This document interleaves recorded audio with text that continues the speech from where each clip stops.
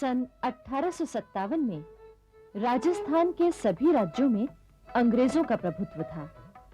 मारवाड़, मेवाड़, जयपुर, जोधपुर और कोटा में कंपनी के गवर्नर जनरल के प्रतिनिधि मौजूद थे। इन सब के ऊपर था एजेंट टू गवर्नर जनरल, जो अजमेर में रहता था। उस समय राजस्थान में अंग्रेजों की 6 छावनियां थीं।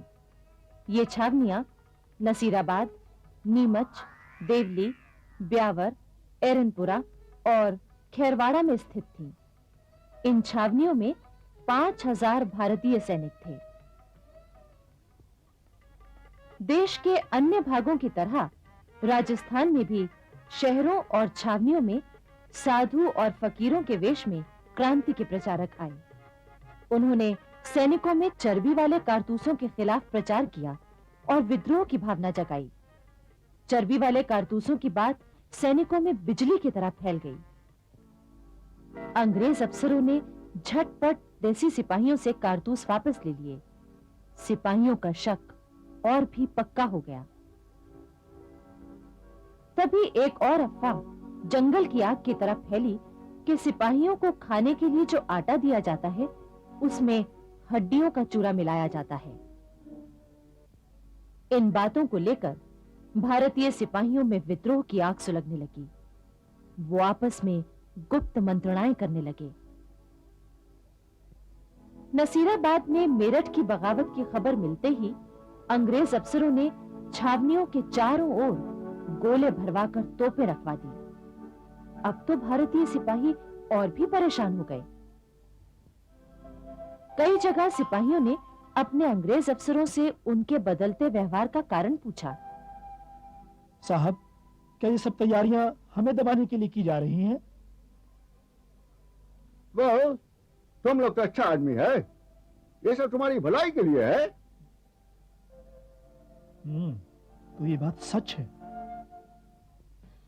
आखिर 28 मई 1857 को दोपहर 3 बजे 15वीं इन्फेंट्री के सिपाहियों ने क्रांति का बिगुल फूंक दिया।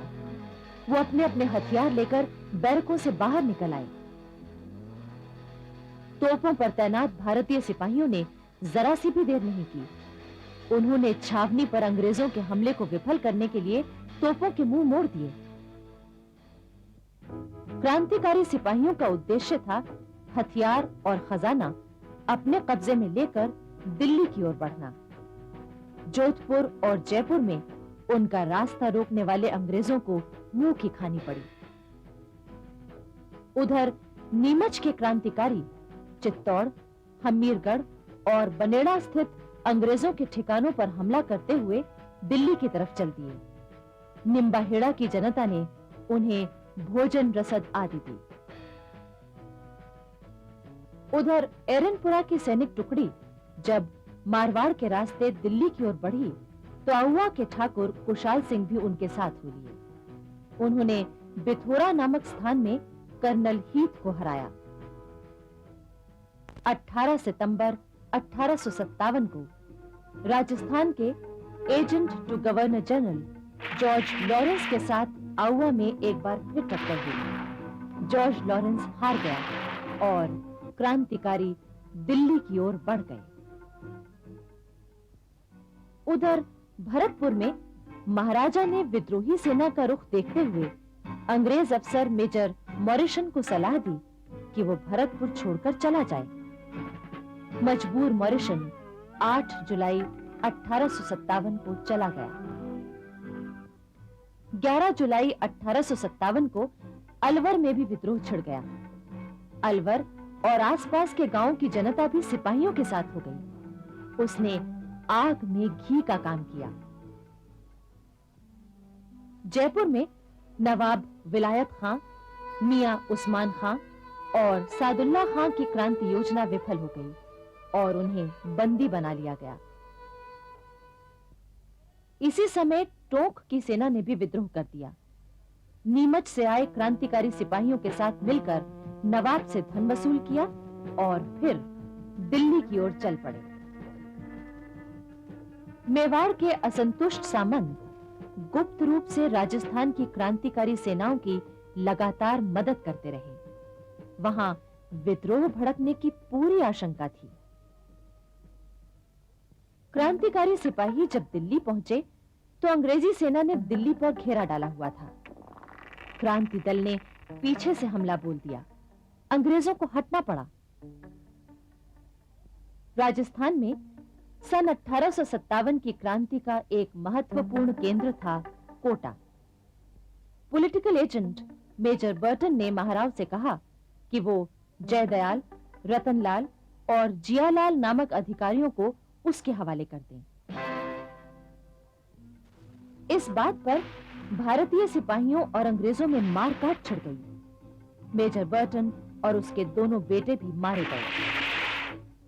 इतिहासकार लिखते हैं कि कोटा के क्रांतिकारी इतने जोश में थे कि उन्होंने मेजर बर्टन का सिर काटकर पूरे शहर में घुमाया। किंतु इसके बाद अंग्रेजों ने कोटा के विद्रोह को दबाने के लिए दमन चक्र चलाया। 1857 की क्रांति की लपटें सारे देश में बराबर फैलती जा रही थीं।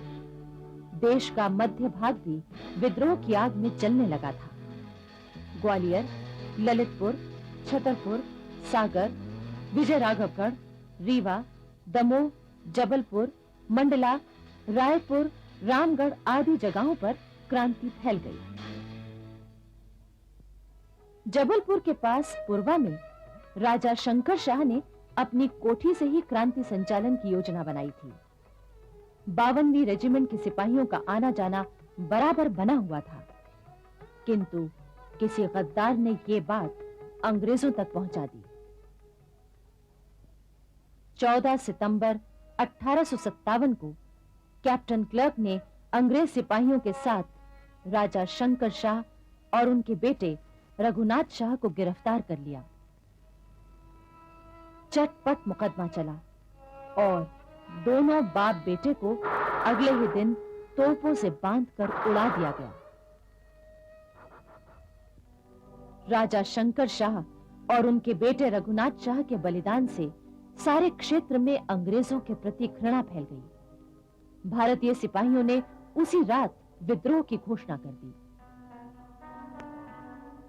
इसी घटना से बेचैन होकर विजयराघवगढ़ के राजा सरयू प्रसाद ने भी विद्रोह की घोषणा कर दी। राजा सरयू प्रसाद की उम्र उस समय 17 साल की थी। उसके सिपाहियों ने अंग्रेजों के घोड़े छीन लिए। बाद में रीवा से अंग्रेज सेना आई। क्रांतिकारी सेना से युद्ध हुआ।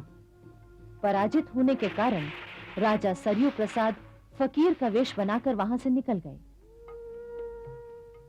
परंतु अंग्रेजों ने उन्हें सन 1864 में गिरफ्तार कर लिया। जबलपुर में उन पर मुकदमा चला और काले पानी की सजा दी गई। किंतु राजा सरयू प्रसाद स्वाभिमानी व्यक्ति थे। उन्होंने आत्महत्या कर ली और इस तरह एक और स्वतंत्रता सेनानी शहीद हो गया। इन्हीं दिनों बघेल खंड के स्वतंत्रता वीर ठाकुर रणमत सिंह ने अजयगढ़ में अंग्रेजों का शासन खत्म किया और नौगांव छावनी पहुंचे, जहां क्रांतिकारी सेना उनसे मिल गई। ठाकुर रणमत सिंह उस समय के क्रांतिकारी नेता तात्या टोपे और कुंवर सिंह से संपर्क बनाए हुए थे। ठाकुर रणमत सिंह का युद्ध केवल अंग्रेजों के खिलाफ ही नहीं था, बल्कि उन सभी राजाओं के खिलाफ भी था जो अंग्रेजों का साथ दे रहे थे। भिलसाई नामक स्थान पर उन्होंने जनरल केसरी सिंह को पराजित किया। फिर लेफ्टिनेंट ऑसबर्न की सेना से क्योटी के किले में भयंकर भिड़ंत हुई। अनेक भारतीय वीर शहीद हुए। ऑसबर्न मारा गया। विजयी ठाकुर रणमत सिंह रीवा में आकर अपने घावों का इलाज कराने लगे। अंग्रेजों ने रीवा के महाराजा रघुराज सिंह पर दबाव डाला कि वो रणमत सिंह को गिरफ्तार कराने में मदद करें।